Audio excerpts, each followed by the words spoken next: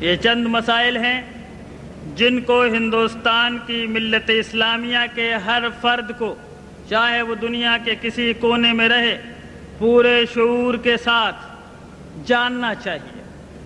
اگر امت اسلامیہ کا ملی شعور بیدار نہیں ہوتا، اگر ان کا احساس نہیں جاگتا، اگر وہ زندگی کے ان مسائل کو نظر انداز کرتے ہیں، اگر وہ اپنی روٹی روزی کو ہی سب کچھ سمجھتے ہیں، تو لوگوں سن لو، ان اللہ غنی عن العالمین، اللہ کو تمہاری ضرورت نہیں ہے۔ تم اگر صرف روٹی کھانے میں خوش ہو، اچھا کپڑا پہن کر خوش ہو، عمدہ بلڈنگیں بنا کر خوش ہو تو ہوا کرو۔ اللہ تعالیٰ فَسَوْفَ يَأْتِ اللَّهُ بِقَوْمٍ، اللہ تمہاری جگہ دوسری قوم پیدا کرے گا جو اللہ سے محبت کرے گی، اللہ اس سے محبت کرے گا جو اللہ کے راستے میں کسی ملامت کرنے والے کی ملامت کی پرواہ نہیں کرے گی۔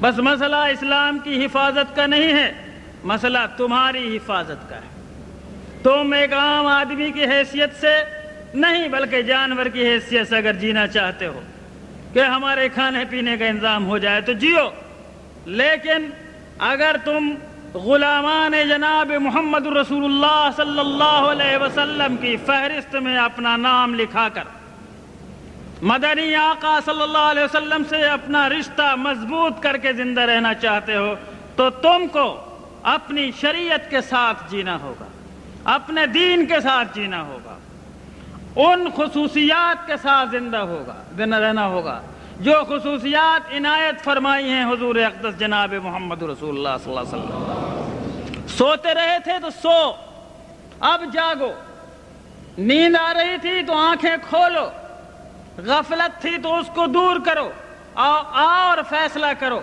کہ آج جو ہمارے دین پر جو خطرہ ہے وہ خطرہ دین کی وجہ سے نہیں، ہماری وجہ سے، ہماری غفلت کی وجہ سے، ہماری بے حسی کی وجہ سے، ہمارے اللہ کے دین سے فرار کی وجہ سے ہے۔ یاد رکھو دوستو، لفظ سنت سنا ہوگا تم نے۔ سنت کیا ہے؟ الطریقۃ المسلوکہ فی الدین، وہ راستہ جس پر چلے ہیں حضور اقدس جناب محمد رسول اللہ صلی اللہ علیہ وسلم، وہی تو سنت ہے۔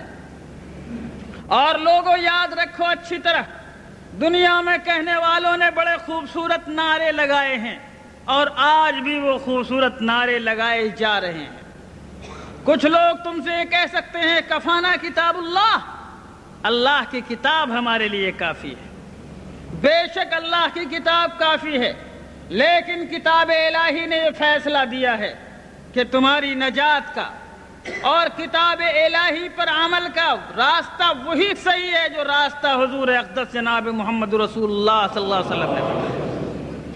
بزرگوں، قرآن کہتا ہے لَقَدْ جَاءَكُم مِّنَ اللَّهِ نُورٌ وَكِتَابٌ مُّبِينٌ، لَقَدْ جَاءَكُم مِّنَ اللَّهِ نُورٌ وَكِتَابٌ مُّبِينٌ۔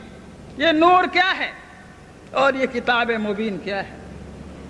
لوگ کہیں گے آپ سے کہ اللہ کی کتاب میں سب کچھ لکھا ہوا ہے، ہمیں کسی اور کو دیکھنے اور سننے کی ضرورت نہیں ہے۔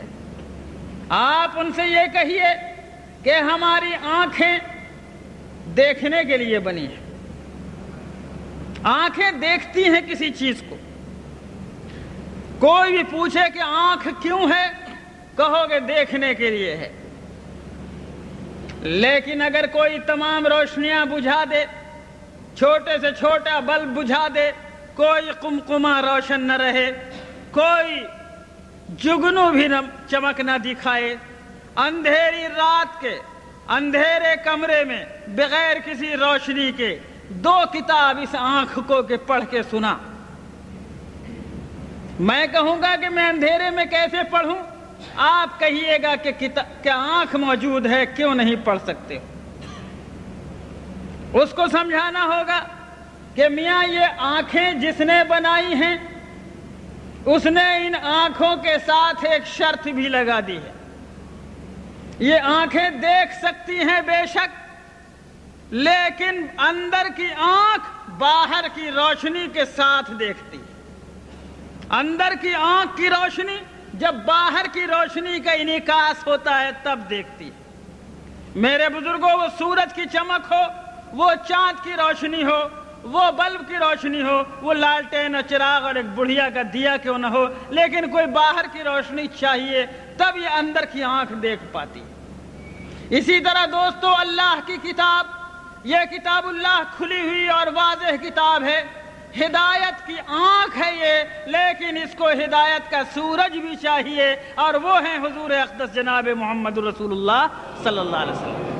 بس اگر اللہ کی کتاب سے راستہ دیکھنا چاہتے ہو تو کسب نور کرنا پڑے گا سراج منیر سے، اور وہ ہیں حضور اقدس جناب محمد رسول اللہ صلی اللہ علیہ وسلم۔ لَقَدْ جَاءَكُم مِّنَ اللَّهِ نُورٌ وَكِتَابٌ مُّبِينٌ، اللہ کی طرف سے تمہیں نور بھی ملا ہے، روشنی ملی ہے، اور کتاب مبین ملی ہے۔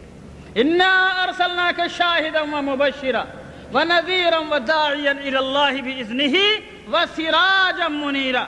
وہ روشن سورج، روشن چراغ کون ہیں؟ حضور اقدس جناب محمد رسول اللہ صلی اللہ علیہ وسلم۔ اے میرے بزرگوں، اسی لیے کہہ دیا گیا کہ لوگوں اللہ کی محبت چاہتے ہو، اللہ کی محبت چاہتے ہو، اے لوگوں اللہ کی محبت چاہنے والوں، ہر عاشق یہ چاہتا ہے کہ محبوب مجھ سے محبت کرنے لگے۔ بس اے اللہ سے محبت رکھنے والوں، کیا تم نہیں چاہتے کہ اللہ بھی تم سے محبت کرے؟ اور اگر یہ چاہتے ہو کہ اللہ تم سے محبت کرے تو پھر اس کا ایک ہی راستہ ہے، پیروی کرو جناب محمد الرسول اللہ صلی اللہ علیہ وسلم۔ بس اے اللہ سے محبت کرنے والوں، اگر اللہ کے محبوب بننا چاہتے ہو تو اتباع کرو جناب محمد الرسول اللہ صلی اللہ علیہ وسلم۔ قل ان کنتم تحبون اللہ، قل ان کنتم تحبون اللہ فاتبعونی یحببکم اللہ۔ کہہ دیجئے لوگوں سے، اگر یہ اللہ سے محبت رکھتے ہیں تو یہ پیروی کریں میری، یعنی جناب محمد رسول اللہ صلی اللہ علیہ وسلم۔ کیا ہوگا اس سے؟ یحببکم اللہ، تم سے اللہ بھی محبت کرنے لگے گا۔ بس لوگوں، اللہ کی محبوبیت کا راستہ اتباع ہے حضور اقدس جناب محمد رسول اللہ صلی اللہ علیہ وسلم۔